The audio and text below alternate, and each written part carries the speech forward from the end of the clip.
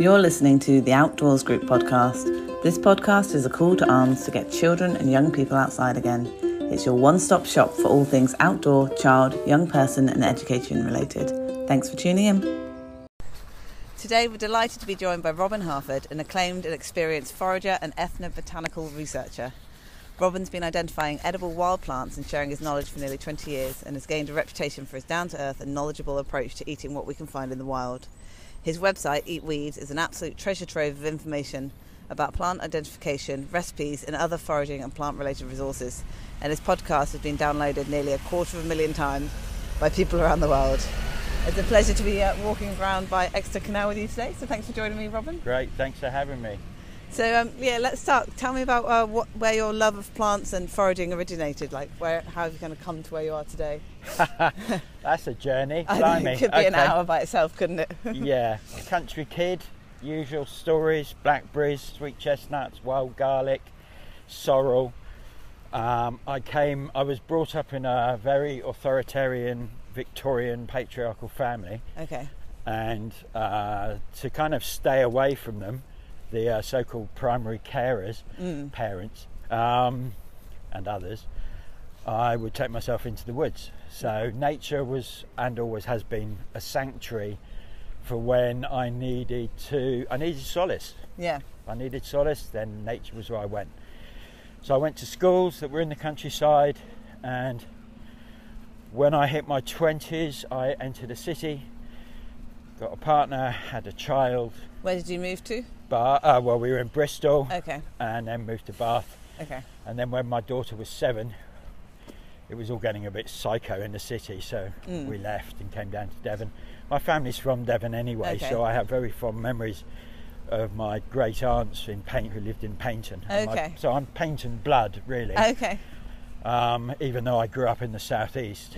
And I got into kind of, having a child, had to make money. I was earning $3.50 as a data entry in Waterstone's mail order, and it was just like, I've got no qualifications. I mean, yeah.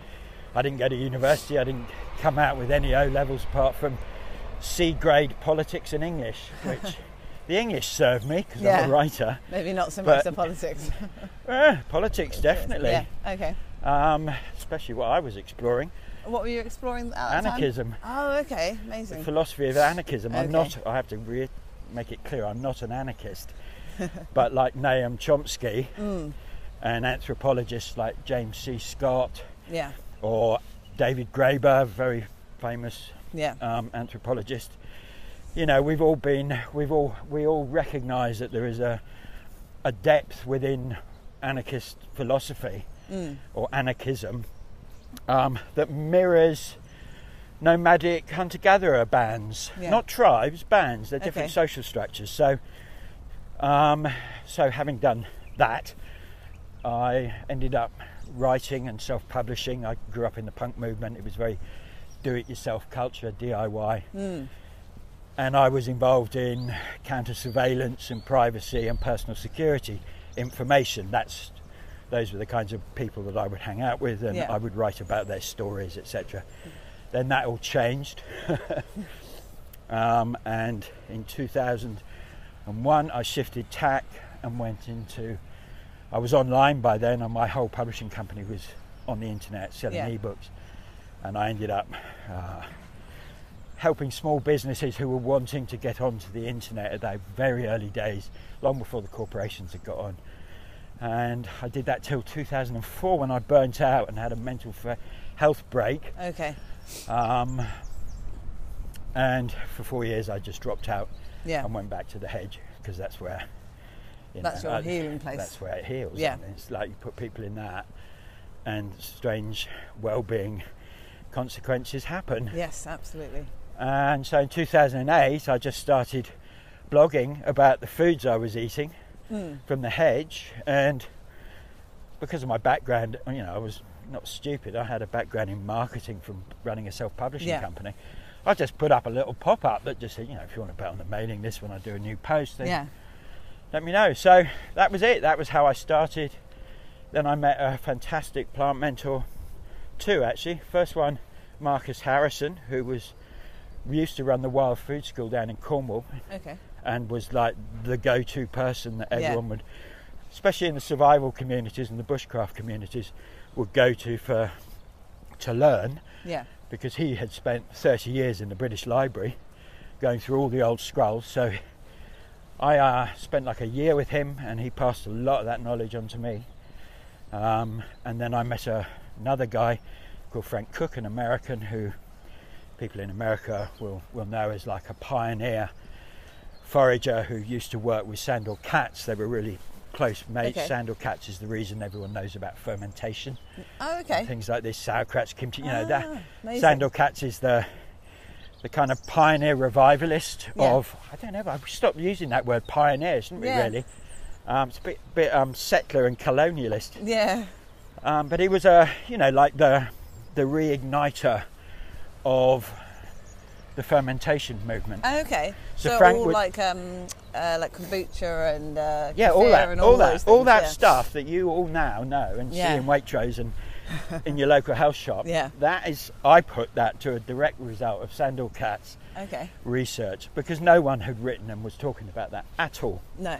Until he came along. So Frank would teach wild foods. Yeah. Because he was a vegan, and Sandor would then the next day teach how to ferment and process, you know, preserve all of those wild plants. Okay. And Frank sadly died. Okay. But before he died, I met him, and he is the reason I teach. Because after our time together, he said, "You need to start teaching," and I went, "Look, Frank, this is for my well-being," and he went, "I don't care." Yeah. You've got good enough knowledge, just start teaching. Yeah. And so for the first 2 years I taught on donations around Otterton, which is just between Budleigh Salterton and Sidmouth in Devon. And kind of I just shared my love. That's it. I know it sounds really hippie, but that's all I did. I just shared what I was deeply passionate about. And the timing was at the same time as Ray Mears was doing his wild food program with Gordon Hillman, and I think it was Gordon Hillman, and you know, Hugh Fernie-Whittingstall from River Cottage, I mean, a decade before had done Cook on the Wild Side as a TV program. Oh yeah, of course. So there was this kind of confluence of divergent meeting points where, you know, I didn't plan to be a foraging teacher. It was never a career move, far from it actually. I'm actually not that comfortable being a teacher or in a leadership role, so-called, which I think is why a lot of people feel that my work is very down to earth. Yes. I'm not trying to be a talking head. Yeah. I'm not a show-off. I'm just Robin. Share your knowledge. I'm just Robin, who shares his crazy obsession. No, I love it. I love it. In the introduction, I use the term ethnobotanical. Thank you. Could you explain to me what that means? So I'm struggling to say it. I don't know why. I mean, forage is what I have to use because that's the kind of cultural word that everyone knows and understands. Yeah. But I'm not an ethnobotanist, okay? I'm not qualified researcher, at Kew. And I have friends at Kew who are proper ethnobotanists. Okay. And I interviewed on my own podcast Mark Nesbitt, who's the head of the economic botany section at Kew. Now, economic botany was the old word for what we now call ethnobotany. Okay. And I discussed with him about, you know, is it cool to call myself an ethnobotanist? And he kind of hummed and hawed. Basically, it was a no. Okay. And I totally get that, and I highly respect that, because an ethnobotanist actually, there's a whole protocol that they have to do. So they will go into a culture, define that culture, whatever culture, maybe to a village, and they will record the plants that village uses, but not just for food, for medicine and for all other practical purposes, dyes, clothing, timber, ceremonial uses. And they will like map it all out, and so it's proper science. I'm a researcher, so I go into the academic record. I have my own deep experience with plants and knowledge of working with plants for over 20 years. Daily forager, but I also use academia, so I'm very boots on the ground. I'm not interested in woo and plant spirits and all that kind of stuff. I know loads of people are into that, and I don't diss that because most of my friends are into that. Yeah. But it's not my way. It's right? not, I'm a contemplative. I like science. Yeah. I like hard data. Is it in the historical record? Yeah. As in, has the scientist gone somewhere on planet Earth and found that plant as used as a food in some culture? And my reasoning is, if it's not, then why start using it now? Because I have a lot more respect for our ancestors' knowledge than maybe some hipster chef or bartender in London who's trying to get an edge on the game by coming up with some new product product literally, and we can talk about our plants' products and resources. And so an ethnobotanist studies the relationship of plants and people. Okay. So plants within human culture. Okay. So it's What's the been element of anthropology? Yeah, totally. Yeah. Oh god, it ticks all. Yeah, it goes into many diverse. What's the word? I know what you mean. Different. Yeah, kind of. It covers quite a it's broad range. spectrum. Yeah, broad spectrum. Yeah. Okay. So I will find a plant in the historical record over here. I will note down its uses. I will then go what I call transglobal. I will go global wide. I have access to a lot of databases. The academic ethnobotanical databases and the folklore databases. Some quirky traveller just went into a village and found this plant and noted it down, and it can be used for this. And it's like, okay, that's one sentence. It only took me 3 months to find it. But so that's the level and the depth of my work. Yeah. And I then bring those bits of information together and write about them in a way that is accessible to those of us who don't have that academic head. Yes. Basically, I just make the work accessible because I take issue with a lot of academia and that it locks it away behind paywalls and behind all this stuff. Or it uses jargon elitist jargon that really you don't need to be using. No. It's just how hierarchical cultures work. Yeah. Inner circles. Yeah. And this is our knowledge. Yes. This is the people's knowledge. Yeah. It's not for the exclusion of the rich or some academic. And years ago, we'd have shared this knowledge within our communities, right? Yes, and word of mouth. Yeah, word of mouth. So mentors, elders, all that. And so you mentioned that the ethnobotanist would go to, for example, a specific village and record everything that's being used there. But you did go to Southeast Asia, didn't you? Yeah. So was that? Yeah. Tell us about that. I've Okay. So the mental health break that I had was a really good drug addiction. Oh, okay. Right, and it shattered my head. Yeah. I mean, it really destroyed. I lost everything. 10 years ago I was homeless. Oh, I'm sorry to hear that. Even though I was teaching. No, you don't. It's just the way it is. So I got clean in a Buddhist community in Thailand. Okay. So I use a lot of contemplative practices in my work because it does feed into foraging protocols, gathering protocols. Yeah. And the way that we relate to the non-human world around us. And so that was in Thailand I got clean. So I recorded all the plants and the community I was in. I was a bit wayward, I have to say. But then, you get 80 people all detoxing at the same time off various substances. It's pretty nuts. So the community there was there for people that were trying to it was. Yeah, I mean, that's a whole other... So that was your primary reason for being there. But whilst you were there, you did record plants. I recorded. We had to do mindfulness work. So that was generally you shut up for 3 hours and just be present. Yeah. So I just insisted that my mindfulness work was going to be recording the plants. Yeah. So I did that. And then when I left, I went off travelling around Asia, Southeast Asia, and I ended up in Laos and in a tiny, tiny little hut on the edge of a forest by turquoise waters, ice cold waterfall. And the people I was with took me out, but then I met this guy, Pon, who was a guy in a village. Couldn't speak any English. I mean, it was really quite interesting how on earth do you record plants when the guy how do you communicate? Doesn't actually speak English. Again, that's a whole other discussion. Yeah. But he'd been in the Lao army. Okay. So in Lao, when you join the army, you've got to live in the jungle for 4 years. Wow. Live full time. No seeing your mum or your brothers and sisters. Oh my goodness. Yeah, or anyone. You are in the jungle. In the jungle. So this, and also with Laos, there's a lot of bombs right, from the Vietnam War that they just drop them. I mean, people are getting blown up every day over there and losing limbs. It's a real problem. Yeah. Now in northern Laos, it's not so problematic. Okay. So I went with Pon because he's been in the army, he'd been in the jungle for 4 years, and he knew plants like on another level. So I went out with him, and that float lit me up for going into kind of wild places with strange people who have a far deeper understanding of all this stuff than I'll ever have. And then so after that, like I say, that lit me up. So I've been into Africa with some botanical friends over there. I've been into, the biggest place really was Burma, or Myanmar as it's known now, and I have a very unique way of engaging with plants that's what I call beyond botany. And can you tell us a bit about that? Yeah, so botany is described as the pattern method of plant identification. Yeah. And my method is the sensory method of plant identification.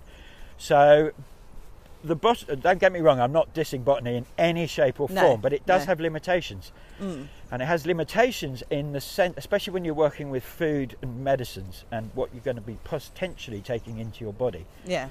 So it's a way of, botany is all very checklists, square stems, how many sepals, how many petals, all that kind of stuff. Yeah. And that's what you need to do when you're first engaging with a plant. But once you've actually keyed it out, you then need to be going into, well, what's that leaf feel like? Yeah. That's not in the books. It might say it's hairy, but it doesn't say, is it prickly, waxy, velvety? Yeah. Yeah? So that's another key. So what I'm doing is I teach people to somatically identify plants through their body and their senses. Yeah. That's not woo. No. Right? No, this is real boots on the ground stuff. This isn't plant spirit stuff. This is boots on the ground. Using our sensory body, because in the Western culture we're top heavy. Our bodies might as well not exist, which is why we've got such a problem. Yeah, I agree with that. We're not very good at engaging with what's going on below the neck. No. Whereas in other cultures they are. So you start with the eyes, you then start with touch, then sound. What's that plant sound like? Does the plant and the plant family have a specific sound? Okay. So we're going really fine here. This stuff takes a long time. You're not going to get it in the first go. No. It's like, I say, it's a bit like your senses. If you imagine your senses as being on volume 1 or 2, this practice over time, and it does feed into my contemplative training in the Buddhist community. Of course, I bring that in. There's an aspect of that to my work. So by doing the practice, we turn the volume up hopefully to about 3 or 4. Yeah. If you're with tribal people, theirs is at like 7, 8. Yeah. Yeah? They can really discern the differences and the subtle nuances of each plant. Even if it's the same species, some of them do treat it like it's a different being. Okay. Right? Yeah. So in Burma, I was asked to go into the black zones. Now, the black zones to record plants, because I had contacts that got me into meeting those people, but the black zones are where you know no one goes. Burma is a dictatorship, right? It's a brutal, ruthless, nasty place to live if you are not in the favourable people. You are getting brutalised. So the Karen are the armed militia who fight the military government with guns. They wanted me to go into, they were desperate to get me into the black zones because they knew that if the military government won, their culture would be destroyed. Okay, so they wanted to be able to record but it all. I'm not an ethnobotanist. Yes. That was way out of my league. And to be honest, going into black zones with military dictatorships when I've just got a grandchild, it's like, it's not happening. No, As much as I really wanted to do that, it wasn't the right decision. No. Did anyone go in? Do you know? I don't know. No, I don't know because unfortunately, it's all at the time it was okay. Yeah. Kind of, but it's gone. No. It's just horrific what's going on there with the indigenous people. I guess it does come back to all the indigenous people. Like there's the same story over the whole world, isn't there, about the treatment of indigenous people? And I guess Well, I mean, I went to hang out when I went and visited Thailand, because I've been going back to Southeast Asia since I got clean. I tend to hang out in India more now. Okay. And so I went to visit the Moken, and the Moken are the nomadic, they're the kind of nicknamed sea gypsies. Okay. They're the last remote. There's about 500 of them left. Oh, okay. And when during the tsunami hit, there's that classic picture of that bloke sitting in his deck chair with his wall of water, and he's just not moving. Well, all the Moken disappeared into the forest and uphill. Yeah. Because their cultural stories have told them the signals of when a tsunami comes. Yes. And their origin stories tell them that we are expecting a massive tsunami. Now, what happened, I can't remember what year it was in. It was a small one compared to the one that the Moken are waiting for. Yeah. Right? Yeah. So there's a kind of almost a prediction on climate breakdown and what will happen with all this. Yeah. But the point of that tale is that none of them died during that tsunami. Yeah, they all went up. They all went up. And then they came down and they helped everybody. But although they spend their time predominantly on the ocean, and they are nomadic in that sense, so by being nomadic, they are by default outside the control of a nation state. So you'll find them around Burma, and you'll find them in bits of Thailand. Yeah.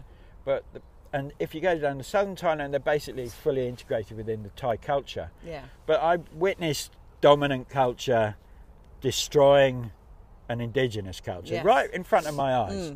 Because when we went to visit them and I was plant recording, the Thai authorities were in there. They were bringing in all the toys for the kids. The military were doing this. They were not allowed to speak their own language. Their language is phonetic. It's not written down. So there was I met a guy, a researcher there, who was desperately phonetically writing their language up because it's dying. Yeah. And if you've ever heard of Wade Davis, he's like was the resident explorer for the National Geographic. I mean, the guy's like a god in anthropology and ethnobotany. He was a student of Schultes, who's like one of the grandfathers of modern ethnobotany. He's done some beautiful TED lectures on why the voices of humanity need to be saved, and you know, each language is a contribution to our collective story. And you know, when we know about Welsh people, you know, when the British were in, or the English were in there, you know, beating the crap out of the kids if they spoke Welsh. You know that. Well, you can see where the resentment and the frustration comes from. Well, the Moken, they weren't allowed. They don't have any concept of time. Okay, even though they're ocean-faring people, they have no concept of a linear time. All right. So seasonally, they might moons. Okay, yeah. Cyclical is their time, not linear. Okay. But you know, I've got photos of them all with watches on. So. So that's been broken because they don't have a concept of time. They didn't know how old any of them were, the older ones. They don't have any, and this again blows all these kind of all the kind of the wannabe indigenous crew over here. You know, basically are trying to be indigenous, never visited indigenous people. Well, the Moken don't have rites of passage yet. You can't go anywhere without someone saying, "Oh, we need rites of passage for our youth." Yeah, well, they don't. So it's not a given. Yeah. It's not a law that, you know, indigenous people by default have rites of passage. I suspect what you'll find is tribal peoples have rites of passage, and tribal people social structure is very different to band culture. Okay. Can you explain? I know we've gone completely off plants, but can you explain what band culture is? Well, we haven't actually, because this is the relationship between humans and plants, and it doesn't just stick with plants. There's all these other. It's like a constellation. Yeah. Yeah. So could you tell me about band culture? You've mentioned it twice. So band culture is basically more egalitarian. There is no centralised leader. Okay. People will come in, so they're generalists, but they're specialists. Okay. Okay. Yeah. So someone will come in if something needs to be done, and they'll take charge. Yeah. But they'll fold back into the band, and then someone else will step up. So it's very egalitarian often. But then as soon as you start moving into tribe, you start moving into a boss man or a boss woman, and it becomes hierarchical. Yeah. Not always, but generally, but often, yeah. The differential between a band and a tribe is very, very different. And was it where you went in Burma? Was that band rather than tribe? No, that was tribe. That was tribe. Yeah, okay. the only band I'd been with were the Moken. Because they don't exist. We killed them all. I mean, you've got the Hadza in Tasmania. I think it's Tasmania. You know, that everyone talks about for the gut microbiome, and they're the example. But, yeah, geez, I mean, we're just, we've killed them all. I mean, we are dominant culture. We are an empire that likes to stamp on things. Yes. And don't get me wrong, you know, we're the old empire. We're dead. We're done. We don't want to accept that, but we are. Yeah. The new empires, the new power structures are China, India, and Russia.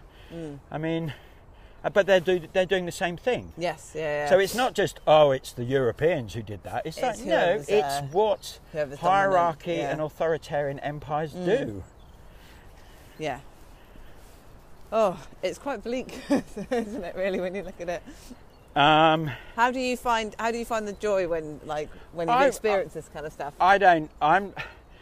Do you know, it's really weird because I don't have, even though I know, okay, so part of recovery is, one of the principles is life on life's terms. This is how it is. Okay. Now, I might want it to be something else, but it is what it is. Yeah. So I've had to learn to emotionally self-regulate myself. Yeah. And I do that with foraging. Foraging is my kind of steady baseline that I can continually return to when things go dark. But it doesn't depress me because I understand empire. Yeah. And this is what people sign up for. Okay. So this because is what it is. Empire is empire because the people want it. Yeah, I know it's easy to project it onto the leaders, but who puts those leaders in power is the question. Yeah, that's true. And if you don't like it, then you need to get a bigger imagination and figure out how a culture could exist without those structures. Yes. And that's when we can start reading Chomsky again. We can start reading Chomsky. Yes. So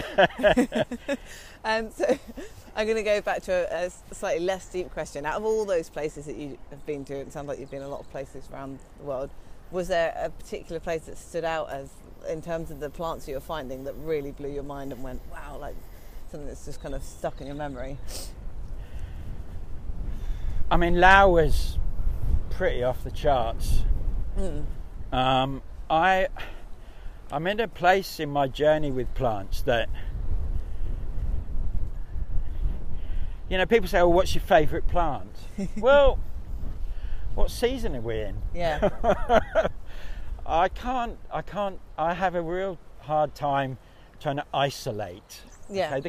The Western culture loves to, and I love science, so, you know, the Western culture loves to break up and pull to bits and go, there's that one little bit that we're going to give importance to. We love favourites as well, and hierarchies, don't we? We love to be like, well, that's the best one and that's the next best one. Yeah, so I don't have that. No, that's fair enough. If I had to choose a plant family that I am very curious about, because I recognise that there's a vast potential in, I mean, if we're going to go to food and flavours, then it is the Apiaceae family, the carrot family. I was about to say, what kind of plants can we find in there? Which is, if you look at what we grow in our veg gardens, our cultivated plants, our cultivated food plants, a lot of them are from the carrot family. They're the kind of plants that you can just steam and have on a plate, and it'll taste gorgeous. Okay, yeah. There's tons of plants. I mean, I said before we got on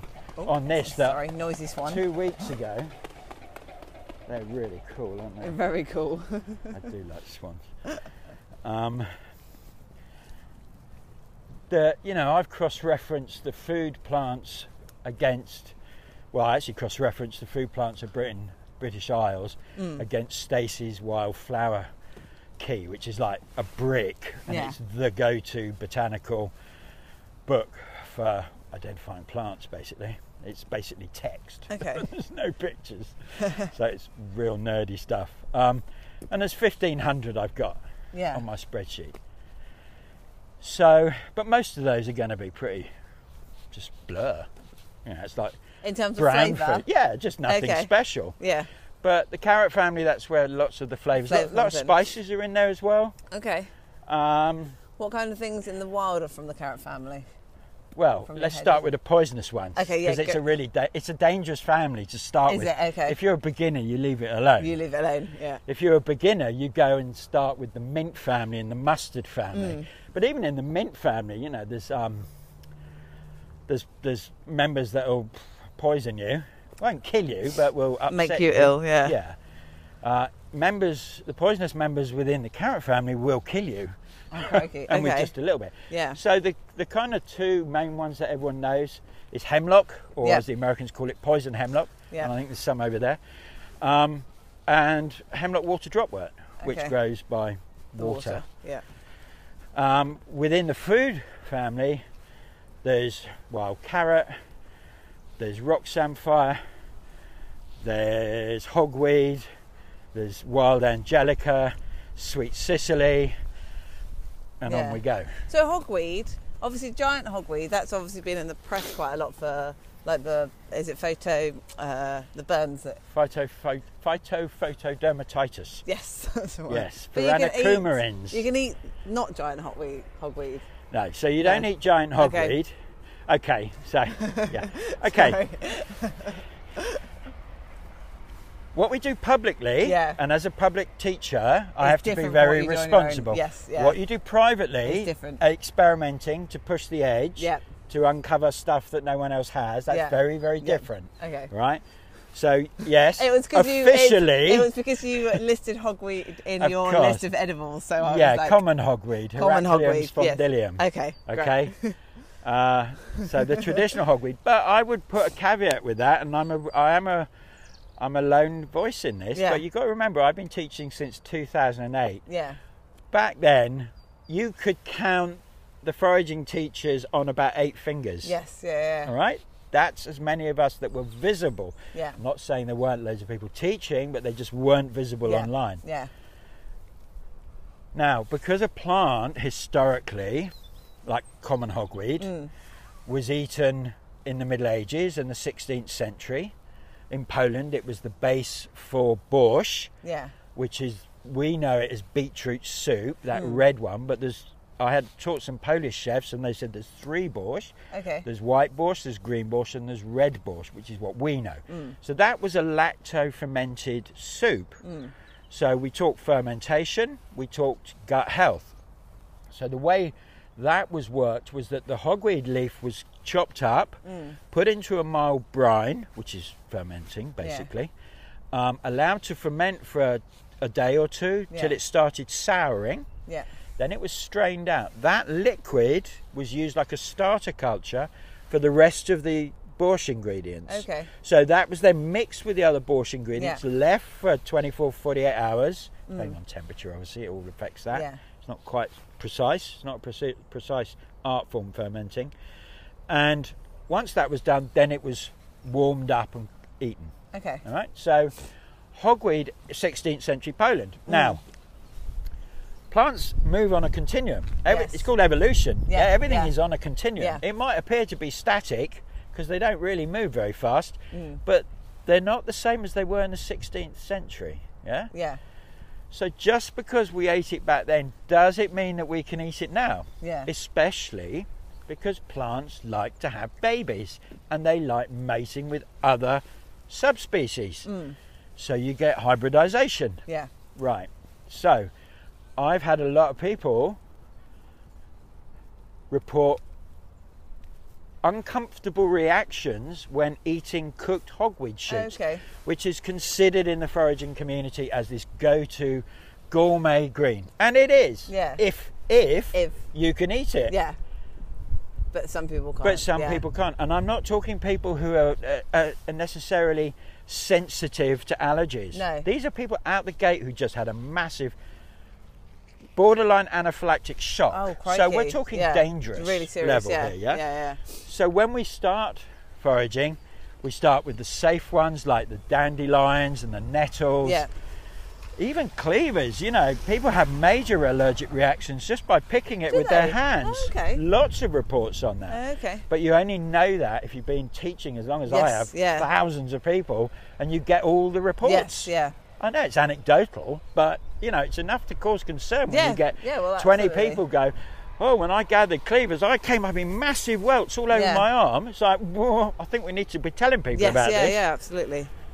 So with hogweed, yes, it's up there on the gourmet level, but it's not for everybody. No. And there's a process that, I can't talk it now because it's too long, but there are processes to figure out how your body responds to a more exotic plant. Yes, yeah. And those are definitely on the exotic level, even though everyone tries to big them up. I'm interested in not scaring people off by having a bad reaction first out the gate, but learn the traditional ones. And the traditional ones are important because they have stories that teach us about how we related with the land in the past, and they teach us about our human culture at this particular point on in the world, as in British Isles, Northern Europe, temperate regions. I love the string of kind of keeping the stories alive. Like we interviewed a storyteller who were talking a lot about the tradition of storytelling and information passing on and stuff, and this I guess ties into that, doesn't it? This kind of idea of let's try and keep the stories and the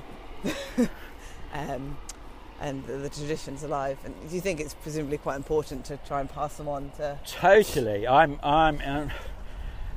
am a storyteller at one level. I take all that very dry stuff, I mix it in with my own experience with it, and out comes a teaching practice. And the stories are really important because nature for me is the classroom. Yes. If I don't really, you did politics at school, but whenever someone starts shouting at me their political ideology, I just ask them a question. Well, can I see this mimicked in the rest of the world? Outside, in the non-human world, is what you are saying visible and evident out here? Well, that's why we have Taoism. That's why we have Zen Buddhism. Nature-based philosophies that use the land as the schoolroom, classroom. And Stoicism, I would say, to an element, maybe. Just a little, not completely, but I think there's I like Stoicism. I like bits of it. I like this idea though that you don't just say to someone, "Oh, look, here's some samphire, you can eat it," but actually you talk about the traditions and the heritage or whatever. It just feels more holistic, doesn't it? And right, I didn't know that side. Stoicism to me is this kind of break on through to the other side. Oh no, sorry, I'd gone off Stoicism. Don't put your head into things you can't change. No, I'd gone back to storytelling. Sorry. Oh, right, okay. Yeah. I think Stoicism's you can't change. It's just dealing with reality that turns up, isn't it? Yeah, it's what's important is how you react to stuff rather than trying to force things to go the way you want them to go. Yeah. And storytelling is really important for me because, plants are teachers in a non-woo sense, in the sense that, they're 400 million years old. They've adapted and they've learnt to survive on this earth. What are we, 350,000 years old? Something ridiculously short. Compared to, the world around us. And therefore, there is deep teaching by observation, and it's metaphorical for me as well. So I often teach using allegory and metaphor, because that's how we taught in the old days. Yes. And although I'm talking about a plant and the plant stories, there is teaching within that. If people choose to take it on board, I don't make it obvious. But what happens is people go away with more questions than they had answered. And generally, I don't answer the questions. No. I elicit a response. I ask questions in a way. That's my kind of teaching, where they have to do the work. Yes. You don't get off lightly when you come on one of my teaching things. I encourage you to work. Because otherwise, all you're doing is you're defaulting to my knowledge rather than your own inner wisdom. Which all humans have. So it's about trying to tap into your inner, your intuition and find the answers for yourself. Your inner authority, actually, in a culture that does not want you to do that. Because the culture wants you to fawn and suck the toes of some yeah. external authority. I'm not saying we shouldn't have them. I'm just saying that people have forgotten their own inherent wisdom. Yes, we should trust ourselves more. Totally, yeah. It's all about that. Was there something in particular that drew your eye when we stopped there? No, I mean, no, it was just like, looking at all the plants. For anyone listening, we just stopped on the banks of the river for a bit. Well, it's not a river actually, it's a canal. Yeah.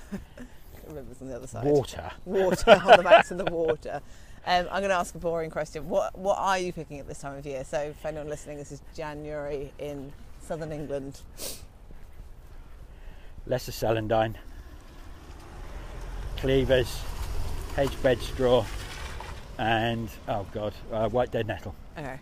Yeah, Are they mallow, bits of mallow are out, and a bit of nettle is kind of coming out, but we had a cold spell, so it kind of knocked it back a bit. Yeah. I always think of like January, like in the farming community, it's like the hungry gap, isn't it? Like kind of January, February, March. And I always think about that, but obviously it's not. Like there's still lots of stuff growing and that's an interesting.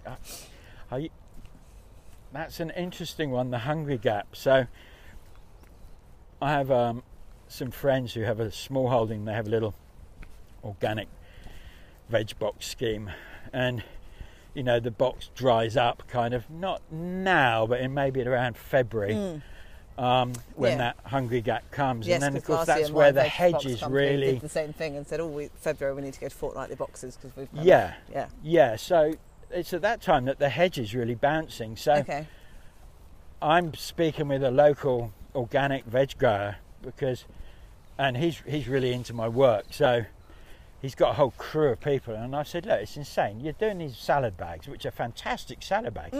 Why are you not? You're weeding the stuff out. Yeah, that you could be composting it that you could be putting in your salad bag. So we're going to be exploring that a bit later on this year. That's quite exciting. Is that Shillingford? It is Shillingford, yeah. Well, it's Joe. Yeah. Who runs? He doesn't own Shillingford. That's someone else. But he's someone up there. Yeah. That's quite exciting. Well, yeah. I mean, let's hope he does it, because he's got my books in the Shillingford Cafe down on Cowick Street, St Thomas. So, yeah, we'll see what happens. Yeah. So those things you're saying you pick at this time of year, are any of those medicinal as well? I'm really interested in this link between kind of the edibles and the medicinals and. Blimey. All right. Sorry, is that a big question? No, it's not a big question. No, I just chuckle because I know where I was when I was started out. It was like, it just feels like there's so much to explore, and you go, oh my God, where do I start? I can tell you, when Hippocrates said, "Let food be your medicine and medicine be your food," he wasn't kidding. He's been quite Unfortunately, we live in the 21st century, and people have kind of separated that out. But with history, when we read something in history, for me, I have to sense back. I have to almost, sounding rude now, step into the dream time of the past. Yeah. To get a sense of what was he saying. Now, when Hippocrates made that statement 2,500 years ago, or 2,000 years ago, they were eating wild grown plants, and a lot of the plants that they were growing were far closer to what we call crop wild relatives than they are now. We've hybridized. So a different context. So let's unpack what he said. So food is on a spectrum: food, medicine, poison. Okay. Now poison is only poison dependent on dosage. Right, because some poisons are medicines, hence this spectrum. There is this is what I mean by it's not isolated. There's a blurring of boundaries. Like a spider web, it's all kind of linked together. And with hybridization, what we've done is we've gone food, take the medicine out. All right, because often the medicine would be the strong, heavy flavors like the bitters. So when I grew up as a boy and I ate chicory, it was really bitter. Now it's like sweet because they've taken it out over 50 years. And someone said to me once that the more bitter salad leaves are the ones that are the best for your body. Well, yeah. And so but I don't know why that is. And so because it's really good for the digestion. So if you go into Northern Europe, they often would drink a bitter bitters, have bitters Okay. before their meal, which stimulates saliva glands, stimulates your digestion, Okay. triggers signals saying, get ready, tummy, because you're about to eat, you're going to get dumped on with a load of kind of chowed food. So when I started writing my books, it was like, I'm just focusing on food. Yeah. And all my really, decades experience herbalists were all like, I've only got this through secondhand, through them telling me later. We're all chuckling going, when's he going to do the medicine? Why is he just focusing on the food? When's he going to do the medicine? It's like, so I started writing edible and medicinal wild plants of Britain and Ireland. 2016 that started to be written. And it got published in 2019, and the new edition's just come out with full colour and everything. And it's called edible and medicinal for a reason. I can't separate them out. You can't separate them out, okay. I don't know of any plant that is a food plant that isn't also a medicine plant. Okay. Just the way it is. Just the way it is. I guess nature's clever, eh? Oh, yes. Oh, yes. That's really interesting. So is there links as well to like herbalism then as well, or not so much? Yeah, I mean my focus is an ethnobotanical food researcher. Yep. And I do isolate out, having said all the cultures does it. But I buddy up and team up with very experienced herbalists. So I did a course, I actually produced a course for a man called Simon Mills, who is the kind of grandfather of the modern herbal community, and he co-wrote all the textbooks that medical herbalists learn from around the world. I mean, he is, he consults for the government and commons and lords on herbal regulation and everything, and he's extraordinary herbalist. So, why am I going to try and? I've got a mate who knows all that knowledge. I'm not going to try and duplicate that.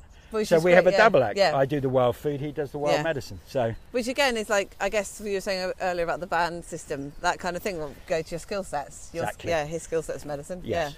Yes, but we're generalists as well. So he's got food knowledge, and botany knowledge and all that. But his specialism. Yeah. I love that collaboration. Yeah, like I always say, like it should be collaboration, not competition. Totally. Right? Like we've all got something to offer. We have indeed. I'm going to ask the question that you probably get asked all the time, which is, but only because I know that if I don't, someone will say, "Oh, I wish you'd ask that."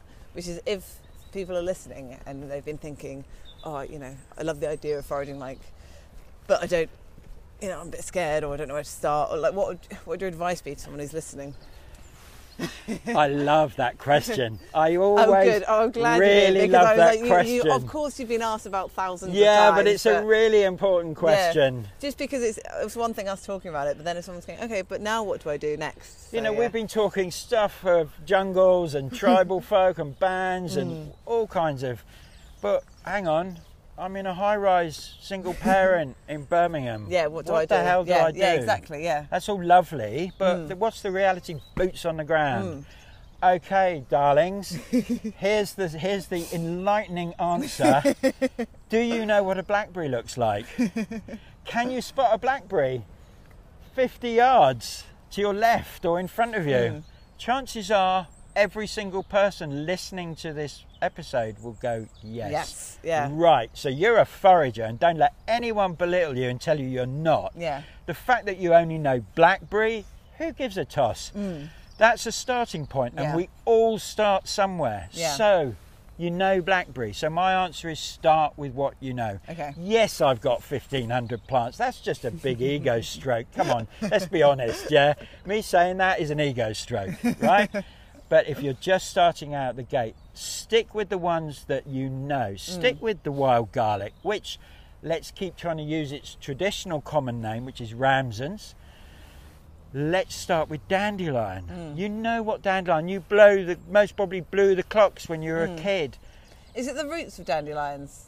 Leaf. Flower. Okay, whole thing. Roots, the whole thing. Okay. If you go to eatweeds.co.uk, I'm going to plug it. Yep, and you click the plants link, and there's only 5 links on the navigation. Click the plants, you will find a list of all the plants I've written about and all the parts to use and how to use them, and a ton load of recipes as well. Yeah. So you don't have to come on a gig and pay me money. It's there, it's there for on free, the site. Yeah. So yeah, start with with blackberries. Start with the feral apples that you find around. I was start just thinking about apples when you drive down like a main road and you see a random apple tree where someone's obviously lobbed their apple out the window years ago. I love those. Yeah, start with the rose hips, and it's and you have to slow down. I know I'm quite caffeinated and adrenalised in how I talk, but I'm on the spectrum, right? So that's just how it is when you meet Robin. But internally, when I meet plants, I slow right down. I do use it like a mindfulness practice, and it, that thing of just breathe and relax into the moment. And look, spend a minute, spend 30 seconds. I don't care, whatever time you can give, just stop and observe. And if you know the plant, like dandelion, start with dandelion. This spring, start with dandelion. Work with it for a week. Sit with it. Pick it. Smell it. What does it sound like? Oh, what happens if I put the leaf in hot water and leave it for 15 minutes? What does that drink taste like? What happens when I find the flower and I pick the flower and I put that in a cup and pour hot water on it? What happens when I pour cold water on it? What happens if I just shred up the leaf? That's quite bitter, that leaf is. But actually, hang on, the dandelion leaf I picked over there, which is only like 20 steps, is a different flavour. That's a teaching right there. Yeah. They're not monocultured plants. Monoculture has taught us to expect a plant to look and taste the same north, south, east or west of these aisles. Wild, uncultivated plants don't do that. Yeah. They're unruly, they're feral, they misbehave, yeah. and they don't conform to a script. So what you taste here may taste very different 20 paces away. So just start with dandelion. Yeah. Start walking out the door every day and noticing where the dandelion grows. Open up your bloody phone, put Google up maps, pin it, pin the communities where you find it. Don't share it because some commercial forager will most well be coming and strip mine the lot. Oh, that's another discussion. That's a bit controversial, isn't it, Robin? But listen, start with what you know. Please, people, this is your knowledge. This is our knowledge. This is the people's food and the people's medicine. And I'm sick and tired of it being put into the stratosphere of only those who can afford it. Eat Weeds, I share tons of information. There's about 75 plants on there. Yeah. The average Westerner eats between 20 to 25 species of plants in a year. You've just trebled your food intake through just going and visiting the site and learning from it. So dandelion, work with it for a week, work with it for a month, make it become so intimate that as you walk, I always used to joke in the early day, you can identify a plant when you're driving down the motorway at 60 miles an hour and out the corner of your eye you suddenly go, dandelion. That's when you know a plant. Other people will go, you can only... Chris Headley, who was this brilliant herbalist, said you will only know a plant when you can see its aura. I'm not a hippie, right? I'm an old punk, so down the motorway at 60 miles an hour. That's what you're seeing, yeah. That's me with elderflower when the flowers are out, because I'm always looking for them everywhere, so we'll be driving and I'm like, quick kids, just stop a second. They're like, oh mum, not again. Like climbing out the car, just stay in the car for 2 seconds. I'll be like, not very long. Yeah. So I'm actually going to have to go up and back, so I thought I might just stop here. So if we just walk around or stand under a tree, we can no worries. I mean, finish off. I was going to say, we are basically finishing up. I've got 3 questions I ask everyone at the end, but before that, is there anything that is going on for you that you wanted to tell people about this year that we haven't covered? I've decided to open up the Academy, which is a mentoring program. It's as low cost as I can make it. I'm not charge £1,000, not even hundreds of pounds. And so that's starting March 25th. So if they want to know about that, then go on your website. Just go to eatweeds.co.uk. And there'll be a bit on there about it. Brilliant. Awesome. That's quite exciting then. Are you looking forward to it? Absolutely. Yeah, it's got to be done. There's too much misinformation out there, and people are there's too much misinformation. I'll leave it at that. Yeah, brilliant. Okay, well, thank you so much for your time. I've got 3 quick last questions. No. Just because it's always a nice way to finish it up. I want you to ask me what book I'm reading. I'm going to get to it, I promise. So my first one is, how do you relax? Although I think I might know the answer to this from what you've been saying. But I relax in baths and saunas. Oh, that's not what I thought you were going to say. Nice. When I want real deep, but every day I'm outside. Yeah. Doesn't matter whether it's bucketing with rain. I am not a fair weather forager. No. I don't. I encourage you. One of the things I've observed with outdoor life is that I can be in my little square box living room looking out, and it's bleak and it's bucketing down, and it's like, oh God, do I really want to go out in that? But as soon as, providing I've got the right gear on, and that's really key, and once I'm out, it's invigorating, it's enlivening, and it's where I want to be. Yeah, I don't want to be in my living room looking at the rain or the snow or whatever's going on out. I want to be out in it and engaging with it. Absolutely. And that's really important for my self-care and well-being. I'm an old drug addict in recovery, so I have to. You need to be. Those things are really, really important. So if you do struggle with mental health problems, just get outside. Don't wait for the sun. Don't wait for the sun. No, because at the moment it ain't around. It's disappeared again for a bit. We had it for a week with the cold, and now it's gone. And so the next one, what are you reading or listening to right now? Yeah, well, I don't stick my head into plant books that much. Okay. Well, let me say, I don't stick my head into other people's, waffling about plants. Okay. My books are very fact-based. They're not nature-based writing. So I'm actually currently reading a biography on Jim Morrison of the Doors. Oh, cool! Who is a bit of a lad. Okay. And I love. I read a newsletter written by Patti Smith, who again is I love part of the old school kind of punk poet of the kind of late 60s, 70s, really. So, that's, when I read, I like a complete break from my work, which is full on. It's like from the moment I wake up, I'm figuring plants out. But when I want to completely down tools, then old punk poets and rock stars basically are riotous. No, I love that. I'm reading badly behaved. I'm reading one about the ex-drummer of Genesis, I think. Was it him? Phil Collins? No, it's not him. Oh, who is it?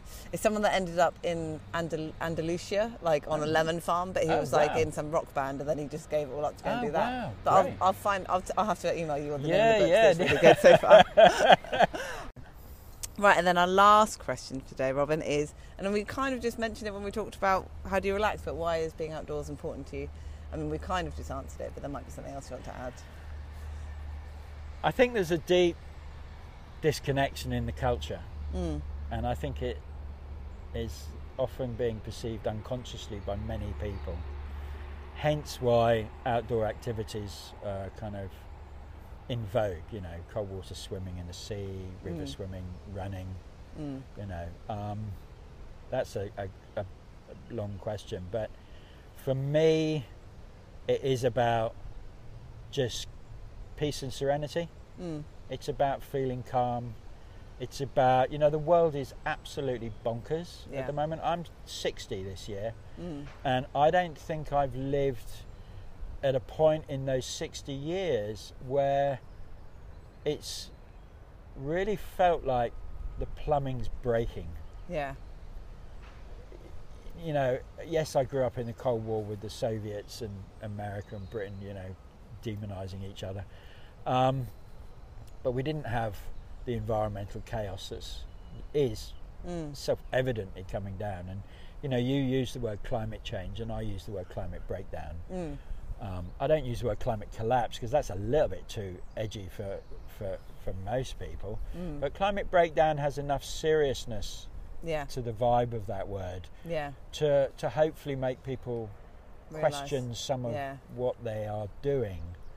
And the people they're supporting with their money, corporate, the power we have is not in the ballot box anymore. We know that. Government's corrupt, crooked. Look at the post office fiasco. Oh, yes, it's our wallets, isn't it? So it's our wallets, and it's how we relate to each other on the street day by day.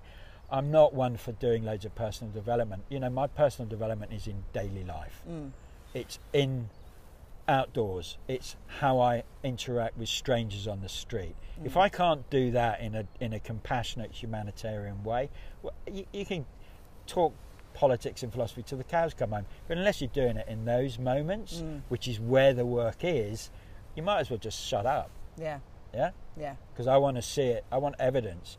So I seek outside regularly, every day I'm out for at least 2-3 hours. Yeah. 2 hours usually at this time of year. And it gives me a serenity, it gives me a calmness. You know, I'm not some kind of meditative ascetic, but I bring my presence and my attention to what I'm doing in the moment. So if I'm looking at a plant, I'm looking at a plant. If I'm touching the plant, I'm touching a plant. I don't have my headphones on. Yeah, I don't open my phone up. Yeah. I pay attention in the moment, and I use outdoors as my teaching practice. It's a place that I could go to practice my skill set, my foraging protocols and my practices, but it's a place I go to learn. I'm learning more every time I go out. I may have a personal issue I need clarity on. I may want a philosophical question answered. I will sit and observe. I mentioned Taoism, but that's the closest I can put myself to. I'm just really bad at being one, and I'm far too unruly and a bit too punky really to behave to that kind of school. But all those kind of traditions of using nature as metaphor, learning from nature, what's going on, what am I learning, how much more deep can my relationship with land go, without becoming some hippie mystic. Yeah? Absolutely. Thanks. Perfect. No, it just really resonates. Yeah. Good. Particularly, just the kind of really focusing, because it's so easy to get distracted by like that kind of internal to-do list, isn't it? Or the phone, or the clock, or whatever. So really I've got my life down. I don't do to-do lists because I only have one thing to do each day. That's great. And I focus on it. And I am a minimalist. I mean that. So really, when I see people, I've got these huge to-do lists, I'm going, okay. Yeah. Why? It's a good question. Are you that disorganised? Yeah, find the why. Yeah, absolutely. Yeah, that's great. Thanks so much for joining me today. I've really enjoyed it. It's been such a pleasure. Thanks for having me. No, you're very welcome.